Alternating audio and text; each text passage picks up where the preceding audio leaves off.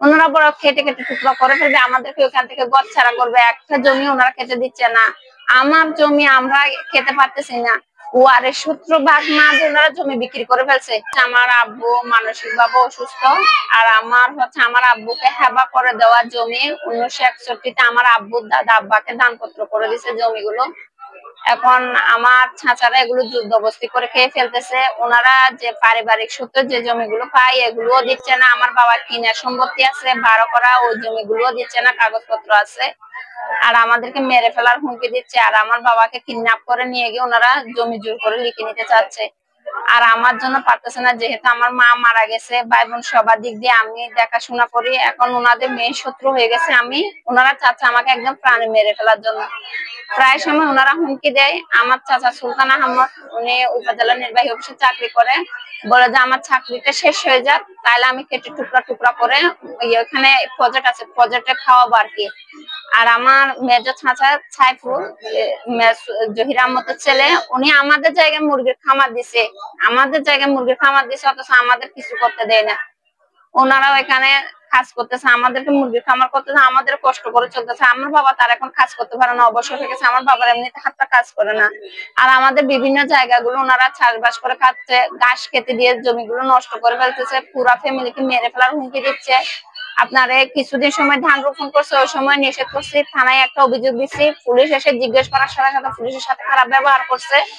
আর police যাওয়ার সঙ্গে সঙ্গে আমার ছোট ভাই যখন টিউশন নিতে যাচ্ছিল, তখন ওনাকে লোহার রড নিয়ে মারতে চাইছে ওই রাস্তা দিয়ে। আমাকে মুখে রাস্তা দিয়ে, আমি অন্য রাস্তা দিয়ে ঘুরে আসছি। ওদের রাস্তা দিয়ে আমার যাতায়াত করতে হয়, আমাকে মারার জন্য আসে। মঙ্গলবারে আমার বাবাকে ওনারা নিয়ে যাওয়ার জন্য আসলে জায়গা রেজিস্ট্রি নেবে, আমাকে দেখার কারণে ওনারা নিতে পারে নাই।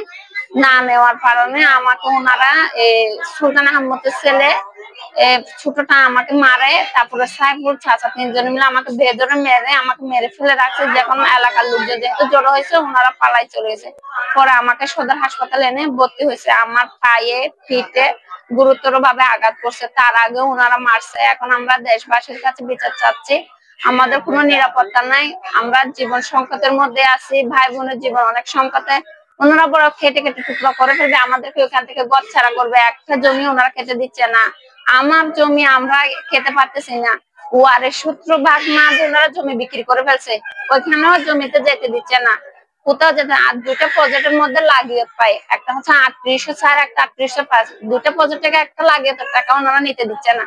ওইখানে গেলে বলে যে দা দিয়ে কেটে ফেলবো, আমার বাচ্চিকে যদি টাকা দেন, টাকা দিতে দেয় না ওনারা। কোথাও ইয়া করলে অভিযোগ দিলে ওটা ইয়া করে না। আইন শৃঙ্খলা বাহিনী সঠিক ভাবে এখন ওনাদেরকে ইয়া করতে পারতেছে না। এলাকার সবাইকে বলছি, কেউ ওনাদের বিরুদ্ধে কিছু করতে পারতেছে না।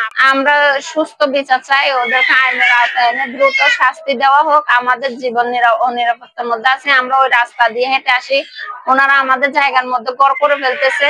তারপরও ওনারা আমাদের ঘর করতেছে, ওইখান থেকে বাদ পাই, ওইখান থেকে